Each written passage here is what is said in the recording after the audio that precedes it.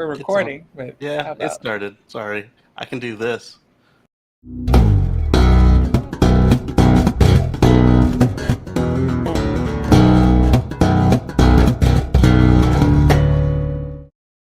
So I had the files there, but they weren't attached because I don't use this profile anymore. Good evening, everybody. Welcome to What Drives Us 461. I am your co-host, Georgia McKenzie, and Russell left us with the car keys, and we get to do whatever it is we want. The maniacs are running the asylum. Woo! We are unleashed. No more Russell holding us back. So I am here today with our wonderful panel, co-host Kacey Green, Mark Coughlin from the Tesla Life, Patrick Connor, and Paul Guzman. And I'm going to let you guys introduce yourselves. Go on ahead and start us off there, Patrick. Hello, everybody out there in alternative fuel vehicle land. We're going to have a fun show. As we said, Russell free. It should be a great time. All right. Why don't you go on ahead yourself, Mark? Yes, indeed. No TikTok from Russell this week, so we'll have to wait till next week for that. But Oh man, trust me, we can wait. Yes, I think we can. Can't wait Paul? to get started. Let's go. Okay, Paul. Yeah, I guess we can embellish Tesla this week and no Russell bashing. Now we get to say what a genius Elon Musk truly is. And last but not least, Kacey Green. so I'm just pasting in the chat for the other show that we're actually over here. Join the party over here. Welcome anybody who just signed up. So I'm Kacey, and in honor of Georgia, picked up a new toy from the UK. Oh, It's a remote control Lego transit train. I fully support the Lego transit train. Yeah. Only life size. Right. And Casey, that train is more than what most states have rail infrastructure. The one in your This is hand. true. This is totally true. They had the cargo train model, but I was like, that's not as fun to play with. All right. Hey, we're all here. We're all ready to go. Russell's not holding us back. He's out celebrating basically and threw us over for some kind of birthday celebration. Another trip around the sun, and it's torturing us for that. I The mean, sun is- seriously, we're the fun ones. But we're gonna get rolling with our first story, and hey, it's me. And that is not intentional. So we're gonna Russell say, set the order and left. yeah, basically Russell set the order and said, peace. All right. Talk to the hand, Supreme Court. The POTUS uses some EO power to act on climate change. So what did we learn from this U.S. Supreme Court? Somehow or another, the EPA is not allowed to regulate emissions. Oops. Yeah, that was a dumb decision. You heard me.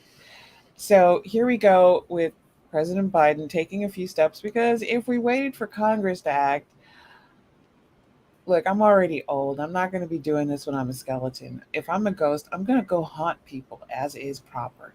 So executive actions it is. What he's done, July 20th executive action sheet, is done some things to address extreme heat and to boost offshore wind power. So the new executive actions protect communities from extreme heat and dangerous climate impacts.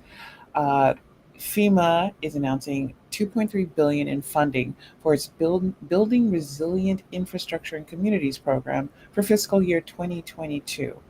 So this is going to work to help retrofit buildings. It's going to help communities increase their ability to deal with heat waves, droughts, wildfires, flood, hurricanes, other things like that. It's one of multiple federal programs that are there to support the Justice 40 initiative and prioritize delivering the same benefits that a lot of better off communities have had to the disadvantaged communities. And for those of you wondering, like, why is that important? I'm going to ask you to go look at what Britain and a lot of European nations are going through with their heat wave. That's where they don't have that kind of infrastructure, where they're dealing with climate change and extreme heat. And unfortunately, it's been having tragic results. Next up for that, you're getting hot? How about we cool that? So, Department of Health and Human Services is giving out a guidance for how LIHEAP, the Low Income Home Energy Assistance Program, can promote the delivery of efficient air conditioning equipment, also providing community cooling centers and more. And that is $385 million through LIHEAP to help families with their household energy costs, including summer cooling. That's part of the record $8 billion that the administration has provided through the bipartisan infrastructure law. Um, Now, whether or not this is going to, I don't know if this is going to mean central air, but definitely being able to help poor people to buy air conditioning equipment, which is so necessary when we have parts of the country just wilting under 100 plus degrees. Necessary thing. And community cooling centers are vital for those who are unhoused.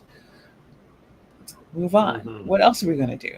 Well, it takes energy to run this stuff. And got some decent solar projects, but what about that offshore wind? Well, now we're having the first wind energy area from the Department of the Interior, because the only thing we want spilled in the Gulf of Mexico is a little breeze. That's all we want. We're going to be expanding offshore wind opportunities to one more part of the United States, and that's 700,000 acres, with the potential to power 3 million homes. President Biden is also directing the Secretary of the Interior, shout out to Deb Haaland, to advance wind energy development in the waters off the mid and southern Atlantic coast and Florida's Gulf Coast. So this is following his launch of the new federal state offshore wind implementation partnership. And that allows governors to come together and work on developing more of these clean, affordable energy projects, which also provides jobs to their region. And I'm going to throw that right back out to you guys. What do you think? Big plus to have wind power starting to offset some of the other energy production. It's it's clean, it's available, and the U.S. has it in abundance off its shores. So I think you guys are a little bit late to the game, as you probably know. Yeah. But better late than never, and get some of these projects going for the cleanest and cheapest electricity that can be made on Earth currently. It's wind power. So looking forward to getting a few of these plants up and running. I'm also going to, before I throw it back out to everybody else, point out one key part that I failed to mention, and that is the enforcing workplace safety.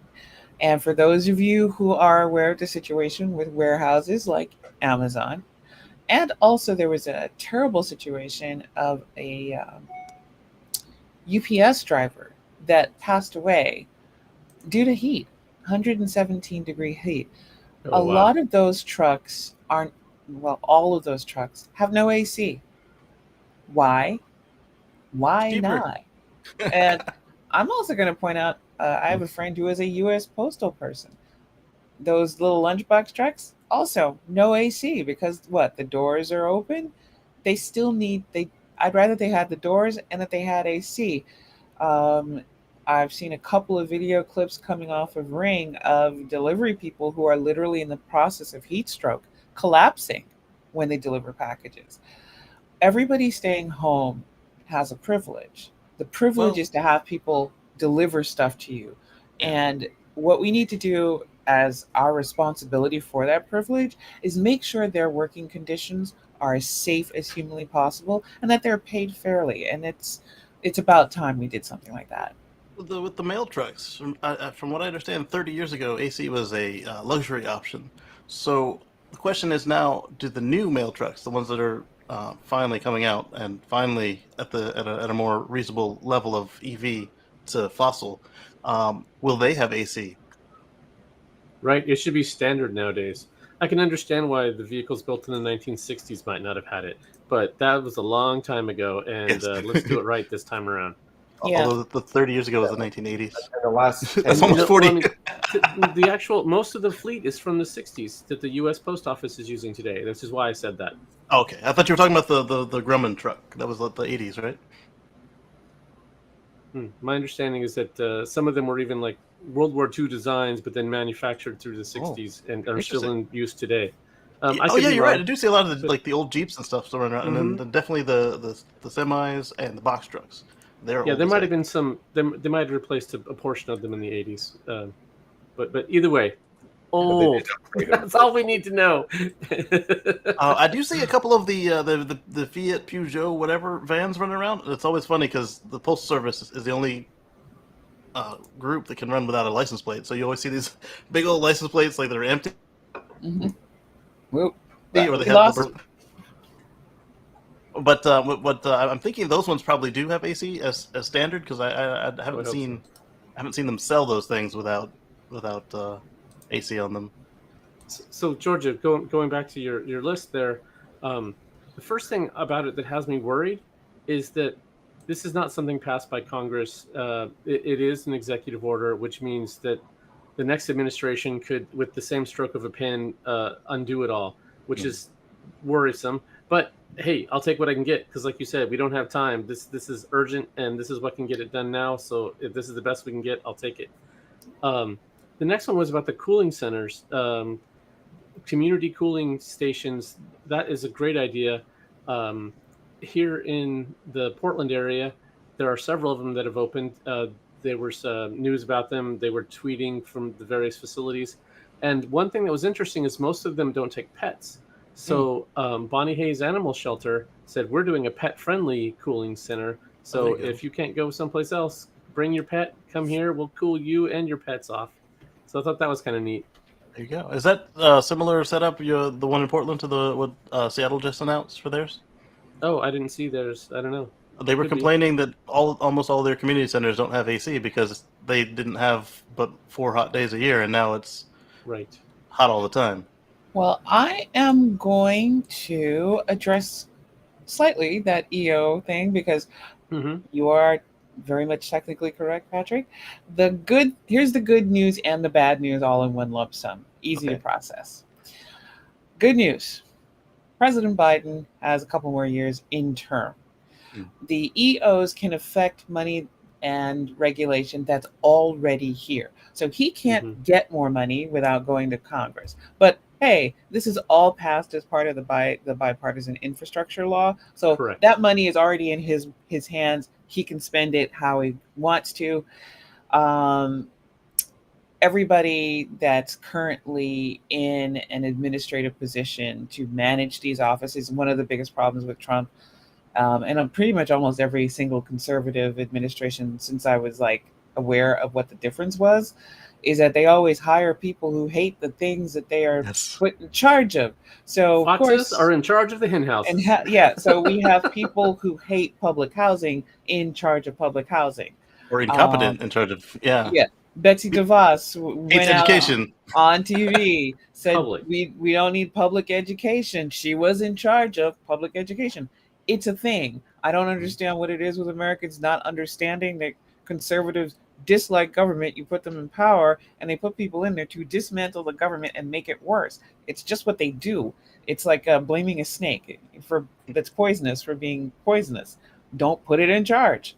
So good news. I didn't think they would eat my face, Georgia. Oh, I hope they eat your face. No. It's like Kacey. Oh no.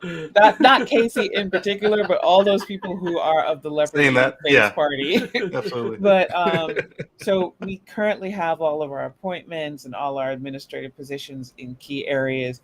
So good news, calmate. We've got the next 2 years sort of sorted out. Bad news. Any EO can be overturned by Congress. Any EO can be challenged by someone with standing and taken to court. A lot of you have seen people pushing to have things codified into law. The big important factor for Americans that I have often been screaming into the void is there's no such thing as settled law. You need a client with standing. You need a good lawyer willing to take the case, the funds to take it as far as you can go, and then you need judges that are friendly to your position to take it in front of, which is what every good lawyer will try to do, figure out who would be the friendliest person.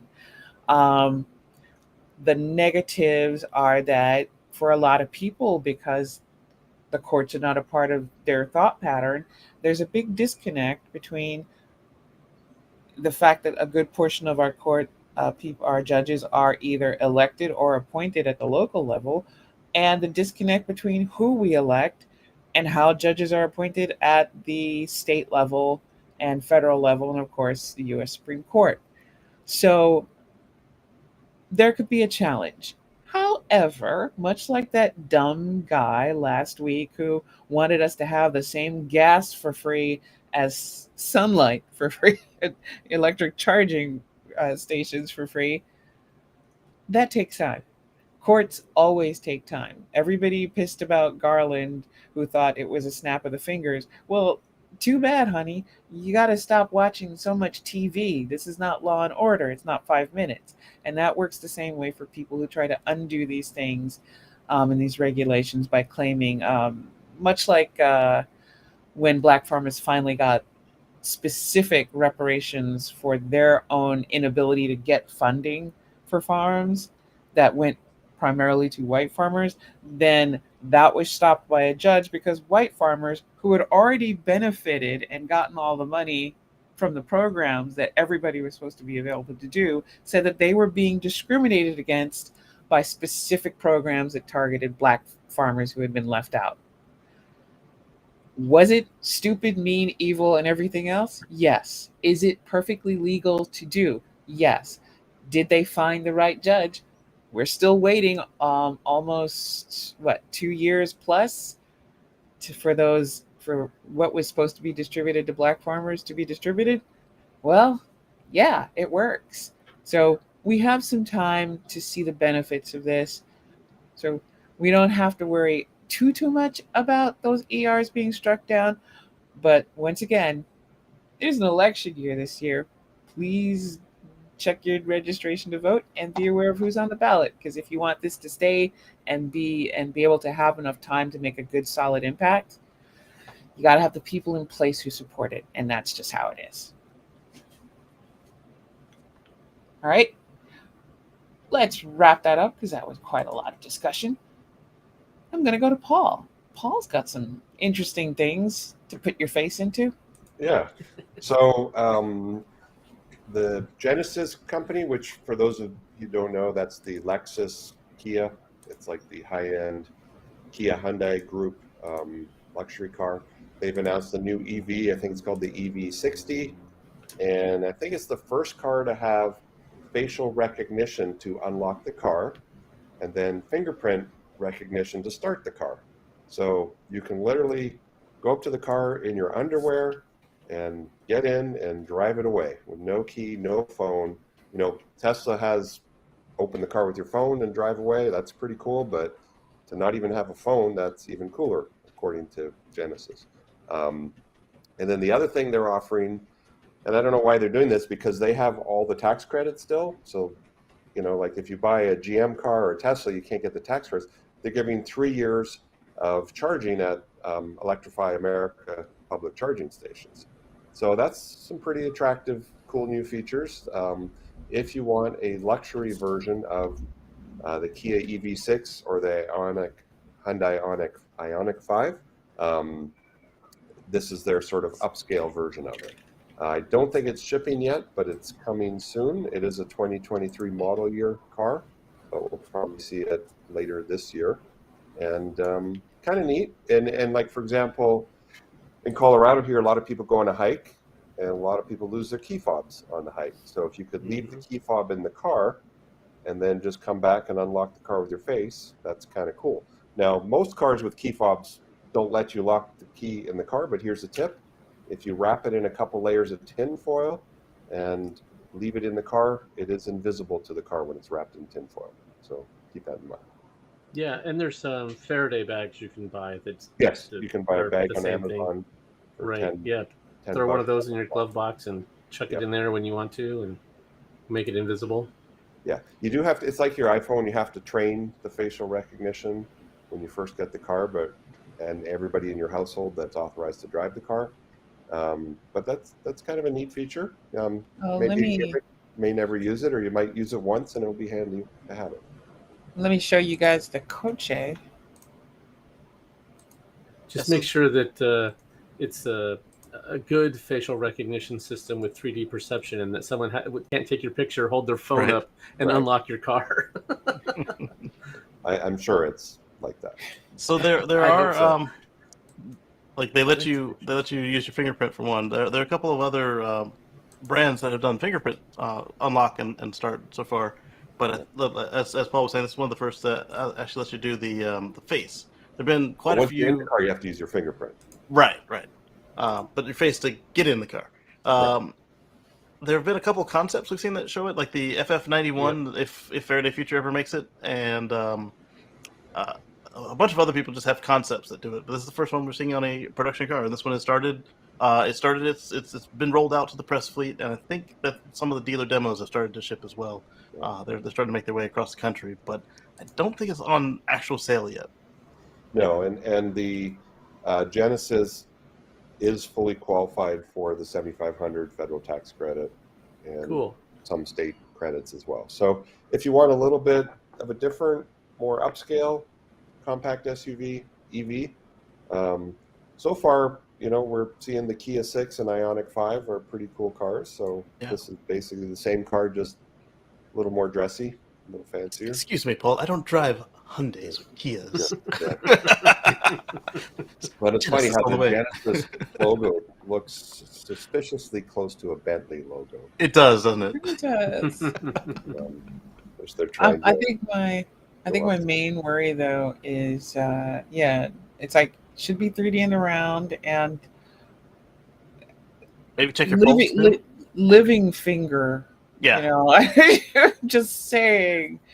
Maybe I've watched a few too many action movies. This will be in an action movie. Somebody, the bad guy will take your finger. Make sure I'm Smash alive. your face against the camera. Well, and I guess they Just didn't take a want to head. do the fingerprint outside for winter regions. You'd have to take your gloves off, and it might be frosty. Hopefully, they can keep the camera from frosting up in the winter. Yeah. Maybe you have to ice scrape the camera to see your face. If it's anything like my nosy car, it'll just turn the heater on so it can see better. What's going on out there? Yeah, hopefully they have use just a little every heating day. element around the camera. It'd be nice if you forgot your keys and you got to run an errand and you live on a 5th floor walk-up apartment. You don't have to go all the way up to get your keys. So Pretty cool. neat gimmick, but the free charging's cool. So 30-minute sessions, all you can eat for the first 3 years of public charging. There you go. I like it. Mm-hmm. Coming to a Genesis dealer near you soon. I don't know. Are there many Genesis dealers? Probably Did not see a single one. I think they're combined with Hyundai. Yeah, still. At least 5 somewhere. I mean, I've seen a couple non-EV Genesis, and they look pretty sharp. I mean, they're definitely going to that upscale market and rebranding as Genesis so people don't know they're a Hyundai or Kia. Kind of like, I still run into people that don't know Lexus is a Toyota. They think it's a fancy car. Acura's Honda. Yeah. Yep. Infiniti is Nissan. And Audi and Porsche are Volkswagen. So. Mm-hmm. All right. Thank you so much, Paul. I'm going to actually mess up Russell's order, and I'm going to go with Mark. Oh, don't tell him that. Look, He's in the chat. Well, he was in the chat. I'm allowed because do Yeah. you see him here? No. You're running the show. You can't You are stop running the me. show for sure. You can't stop me. All right, Mark, take it away. We came across some good news this week. The U.S. Is the latest country to pass the critical EV tipping point of 5% of new car sales. So this is signaling the start of mass EV adoption that could be accelerated by greater market variety, because typically of these spike in oil prices. So we So we're are entering the hockey stick, Mark. yes, Yeah. we are entering the hockey stick. So we've gone to the bottom, and now we're just starting to curve up. And what's great about this is there's already a template for this because we've been watching other countries in Europe go through this as well. And what's interesting is that this is even playing out a little bit faster in the U.S. than what's anticipated. It could be that the U.S. Could be getting to a critical 25% of EV sales of all vehicles about 2 years quicker in 2025, based on what has happened in some European countries already when they reached 5% and how their markets reacted to it. So to date, 19 countries have met the 5% tipping point. And other car markets approaching the threshold include Australia, Spain, and Canada. Wow. EVs grew about 106% year over year in 2021 and expected to grow exponentially in 2022. So again, 2025, they're thinking we could get to about 25% or 1/4 of new car sales. So that's exciting news, especially from the days where we all know when EV sales were a portion of a percent. Yeah. So getting to the 5% mark is a great achievement, and the scale that it's actually spinning up is faster than expected. So, and we're kind of seeing this too with the advertising that happens out there. We're seeing it in the news stories. We're seeing that all the other automakers are embracing EV technology, some quicker than others, but everybody has an EV in the game or is about to.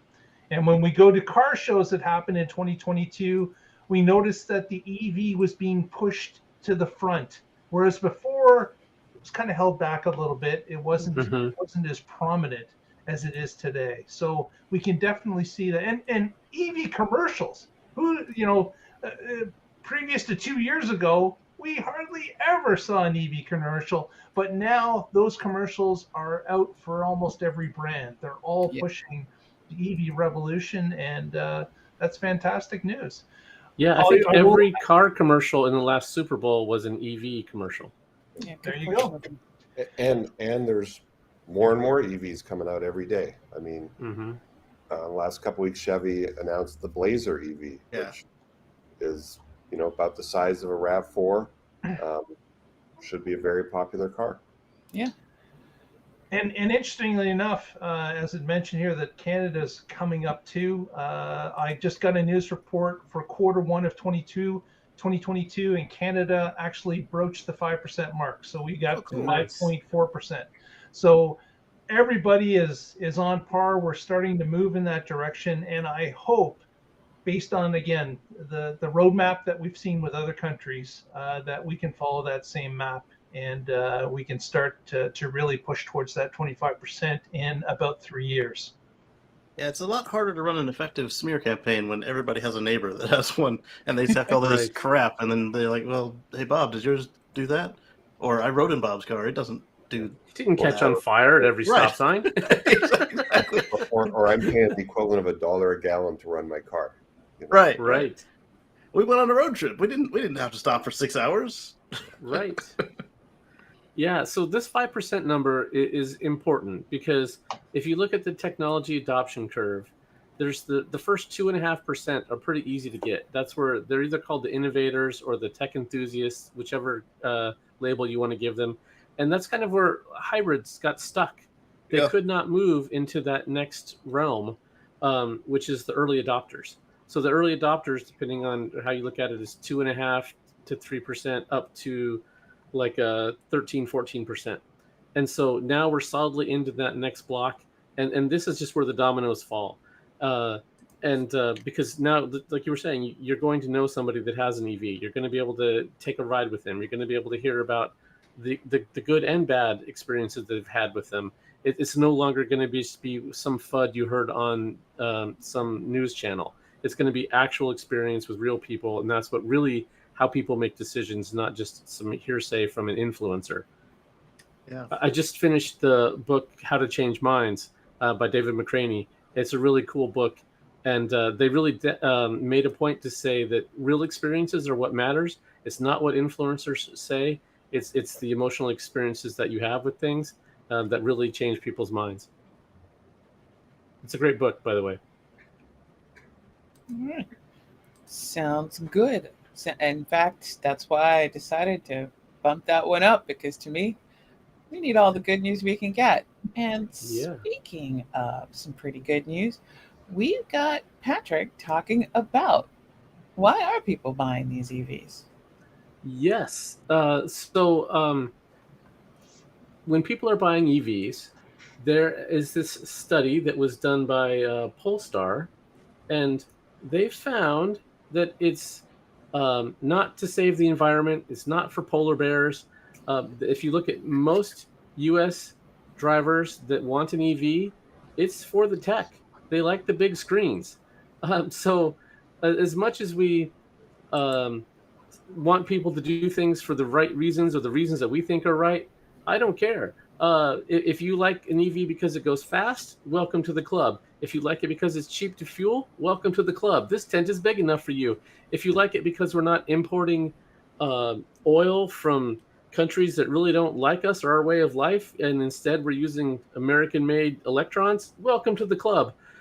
So the too often, especially early in the EV days, the polar bear message was being pushed a lot, and that's great. It'll bring in a certain percentage of people, but if you look at people that have other reasons, there's no reason to exclude them. And so I thought this was just an interesting article to not to try not to force people to think about things the same way you do. Care about their actions. Mm-hmm. Even more so than their reasons. Certainly, you want to engage with them on their reasons, find out what motivates them, and have that discussion about all the great benefits you can have to meet their criteria. But don't make your criteria their criteria, and don't yell at them for not believing the same things you believe. Instead, just convince them on actions. Yeah, I mean, when you ask most of these EV owners that you find out in the wild why they bought it, what they like about their car, you'll get a whole litany of reasons before you get. Oh, by the way, it saves polar bears. That's like the last, like an afterthought. Except for the handful of hippy dippy people who you know they had a 3-speed manual transmission with no air and a bicycle crank on the inside, and then they worked their way up to a Prius, and then they were one of the first ones to buy these affordable EVs. But the vast majority of North Americans, it's nice that it does those things, but they're not buying it because it saves the polar bears. Right. You would stay in that niche. We were just talking about the adoption curve. If that was the only reason that people bought it, it would never be more than 2.5%. Yeah. How many polar bears have you guys seen in the lower 48 anyways? Really? Another reason Not we don't enough. care about them. I actually just saw one yesterday, at the Oregon Zoo. Oh. They brought out a giant ice tub of the polar bears, and the otters were all playing in these big ice tubs. It was really fun to watch. Well, eons ago, I think one of the things I talked about here was that we make a big mistake when we are for sustainability or any progressive policy, is that we talk a lot about altruistic things without understanding that that's what's appealing to us. And we're already doing that. That's actually mostly preaching to the choir. And you kind of got to get to understand what I term the asshole method, which is, what does an asshole care about? Well, they care about themselves. You got to get selfish. You got to focus on how does it benefit them. And the thing is, it doesn't matter why they're doing the right thing. It's that they're doing the right thing. Right. And if we, I think I used Mass Greg, and we were talking about protecting everybody else. And it's like, no, you should have said, save yourself. Ignore these hoes. Put on your mask. These people, let them die. Put on your mask. No, everyone. So it's like in some of the clubs I'm in, people are often surprised when they find out that highly conservatives that people buy these EVs and like, oh, what happened? Well, you save money, you can use electricity you made at home, you blah blah blah blah, all the selfish reasons. They're like, oh, you're okay, that makes sense. Yeah. Mm-hmm. So it makes sense, and I don't care. We can save the world through for selfish reasons as much as we can save the world for altruistic reasons. The point I is, can we're ride the doing HOV lane, be the yeah, first at the line of the green light. whatever works. I mean, we're not all saints. Some of us Yep. are sinners. You gotta learn how to appeal to sinners. So that's definitely not bad, and I am happy to hear it. And moving on to our next story, that's going to be Kacey. So speaking Miss of making your own Green. feel at home, It's U.S. Kacey Green. Yeah. So U.S. solar jobs increased 9% in 2021, and that included 47 states were up. So the other three were down for whatever reason. But there were a total of 255,037 solar workers, according to the independent nonprofit Interstate Renewable Energy Council, the IREC. And so I just wanted to kind of just throw that out there so we could talk about solar and jobs, and it kind of tied right back into what Georgia started with the executive order. So Right. Putting solar panels on your roof is a job that can't be outsourced. that's another country, but yeah, I outsource it. I'm not getting up there. That's just Yeah. smart. Someone in Yeah. India. I mean, Yes. the thing is that we need the biggest mistake we ever made is going back to the late 70s and the 80s, where we said, hey, we'll just shunt all of our manufacturing and all that to other nations. Let them deal with it. We'll get cheap labor and we'll just ship it back to us, and I guess we'll all be the landed gentry. Where did you get that from? I don't know. I was a kid and I don't understand adults. I still don't. I don't get you people. So They were sold. They were sold the trickle downness. I think that's where that came from. what is it? Americans often believe that they're temporarily embarrassed Yes. millionaire. Is like, no, no, dummy, you're poor. Just act like a poor person who needs all the stuff. Yeah, you'll do fine. But smart, bring it back here, because when you're considering the cost to ship things around, to ship raw materials, to ship things back, come on, man. Training up, having a skilled workforce. Even one of the things I've often said is that co-opting language is a pretty critical thing. We've had patriotism and military readiness and effectiveness co-opted out of sustainability arguments and progressive arguments. And the problem is that actually, as a part of military readiness, we should have manufacturing here. We should have factories here. We should Absolutely. have trained citizens who are skilled technically to handle this stuff. It makes perfect sense. So it's awesome to me that we are bringing all that stuff back. Yeah. I'm happy to see it. Speaking Look of, at what happened today in the news with the chip shortage. Mhm. You've got all this wonderful technology that we employ in our everyday life, and when we find out that things break or need to be replaced, we're finding out that we can't get the computer chips that we use in these items until we get them from other countries. And if they have an right. issue, such as China, Taiwan, when there's shortages, they get to keep them. We get short shipped. Nothing comes here, and we're without the products that we're using every day. So it's the Biden administration passed something just today about aiding chip manufacturers in the United States to keep facilities open, to expand facilities for chip making, so that these critical components can be gotten at any time because they're on our shores and we don't have to outsource them. I think it So one- passed one- the Senate and it still has to go through the House. But Uh, it was breaking news, so I might not be up to date. let me see. If it's going to go through the House, well, I have great faith in Pelosi. Uh, the woman can whip better than most dominatrices. What can I say? So I know she won't put anything on the floor if she doesn't have the votes. Now, the fun part is the fact that it's passed the Senate, and McConnell was saying that he would oppose and block this bill if they tried to do anything else via reconciliation on climate change and a few other things regarding the Build Back Better bill.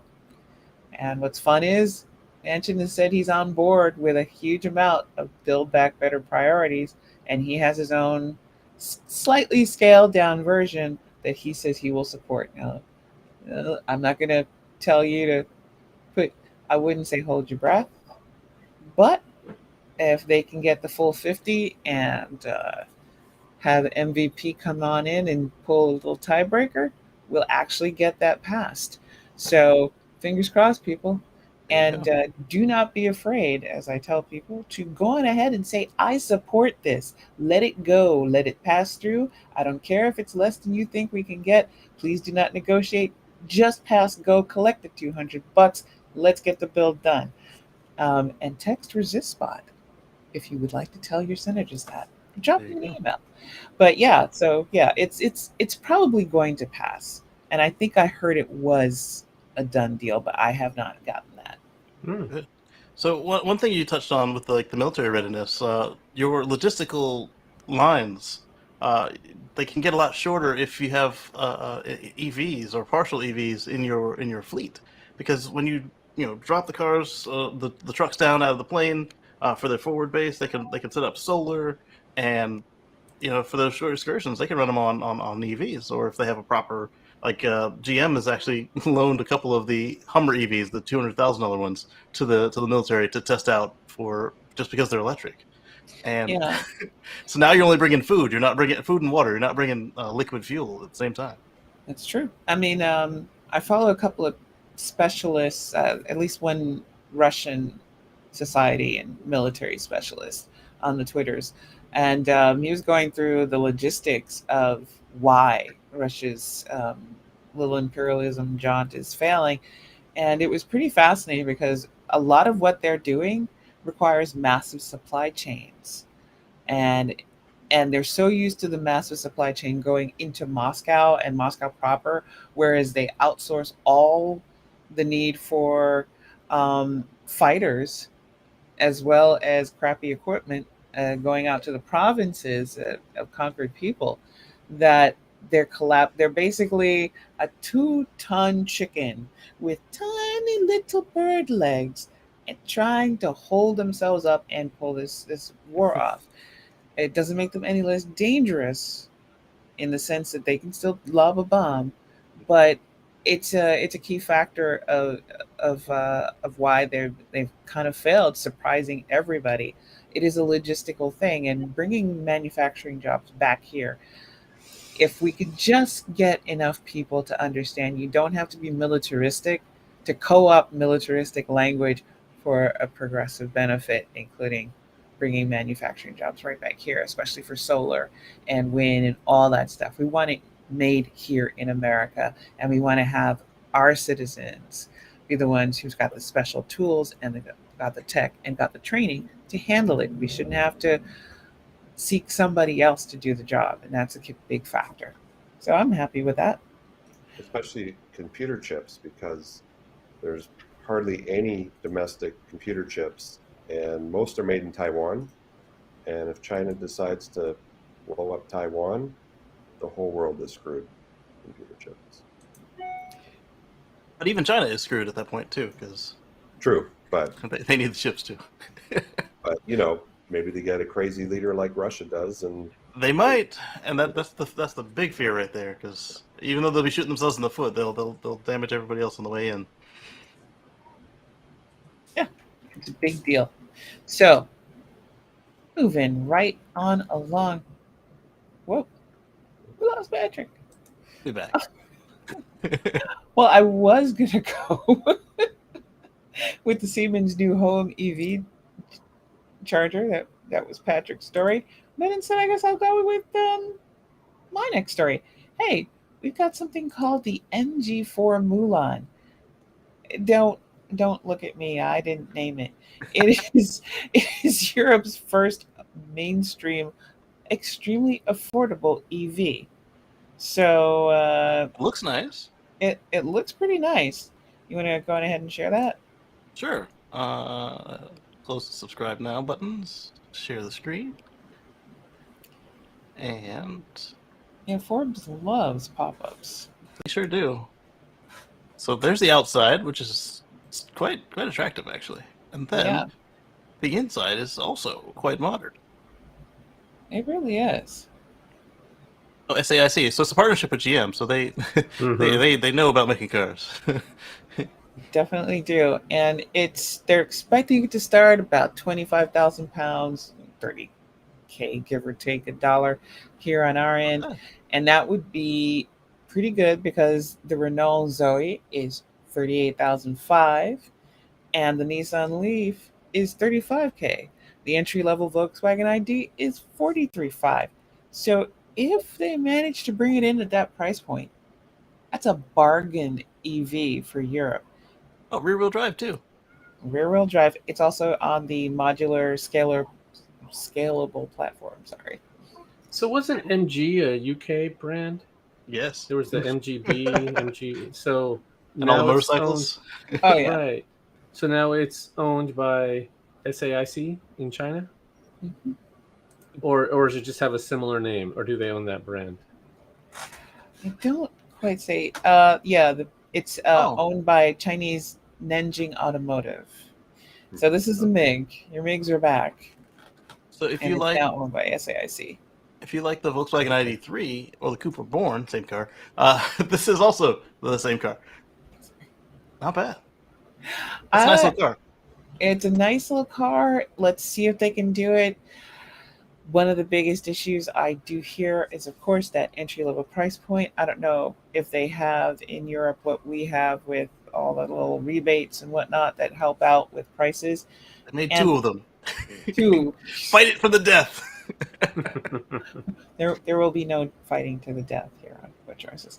And battery replacement costs, which can be quite serious, but it's a new start. It's a good thing. And anything that's good, I'm here for. Let's go for it.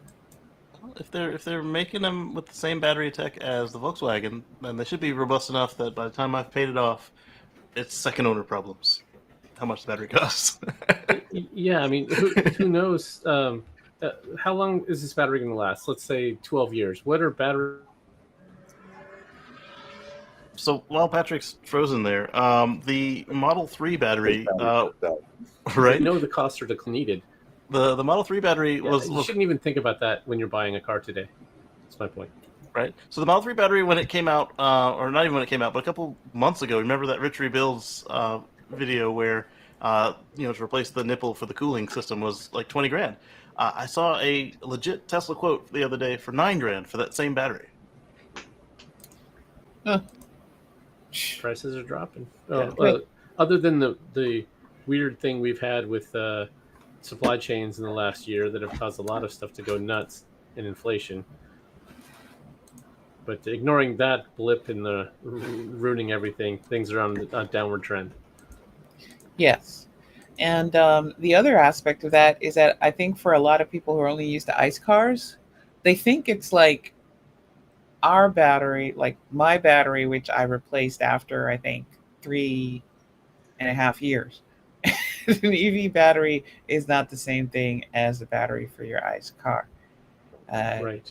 You're probably not going to need to replace it in 2 to 3 years and pay $9,000. Right. All right. Same kind of warranties out there as we have here. I don't know. Good question. I don't have an answer. I think the average is 8 to 10 years. That's not bad at all. At the very least, they have a guy who works at the factory who could slip a battery out to them after hours. I'm sorry, don't do this. Don't do this. You'll get fired. Don't do that at all. For our penultimate story, we got Patrick again. Okay, so it's too bad we don't have Tony on the show. This is, I think he'd like this one. So this is from Electrek. Siemens' new home EV charger, a charge adapter, ends the need for an electrical panel upgrade. Mm-hmm. So if you're installing EV charging in your garage, you might have a full panel and you might not have room to add it. even if you want to double up circuits. So Siemens has come up with this really cool idea. If one of you can share the picture, because it's hard to explain, but this is a unit that sits between your house and the meter. So it's called a collar, and it makes your meter stick out another, whatever, 15, 16 centimeters. And that gives you as much as your home total load you could put through this. And it has enough intelligence in there that it can look at how much the rest of your house is drawing and then only send out the circuit that you have here, whatever wouldn't overload your panel. So if you want to charge in your driveway, your meter is often near your garage on the side of the house where you have your access, and you could connect your EV charging to this. It'll make sure you don't overload your circuits, and you don't have to install a whole new sub panel to get there. So it makes it a lot cheaper. And it's just little cool ideas like this. When we start getting to EV adoption above 2%, when we start getting to 5%, now there's a market for that. Now people can start making things like this. They'll be able to produce enough of them, even if it's just, 10% of installs that need them. If you're doing thousands of installs across the country on a daily basis, now there's a market. So I thought this was kind of a cool idea, and fits a niche that it's just one more little hurdle that we're overcoming. Yeah, And that's a great idea, because to change out a panel in a house can be $2,000 to $3,000. Yeah, Exactly. yeah. A buddy of mine actually, I don't know if this comes from him or if it's just a parallel invention, but his version of this, he's kind of marketed it to, like you said, folks who can't do a panel upgrade, or where, as Paul said, where it's prohibitively expensive to do a panel upgrade. Mm-hmm. Like if you have a condo or a townhouse, or if you have an apartment where the meters are near the parking and you have assigned parking, this would work great for you. And he's got a couple different units with different length cords, and he's maxed out the legally allowed charge rate. So it's not a slow charge by any means. Yeah, Right, this is a great little idea. Like, it's something Mhm. that it can be used in a number of situations that you may have to be without a charger without it. So it's a great little niche that can be filled. But I want to point out something during Patrick's story. He said 15 to 16 centimeters. Patrick, No, are you I was just- you slipping into the Canadian mode on us? I just didn't know. Well, don't We forget do that have Siemens is German. We have a worldwide audience. I don't want to be U.S. centric. I believe in scientific notation. Yeah.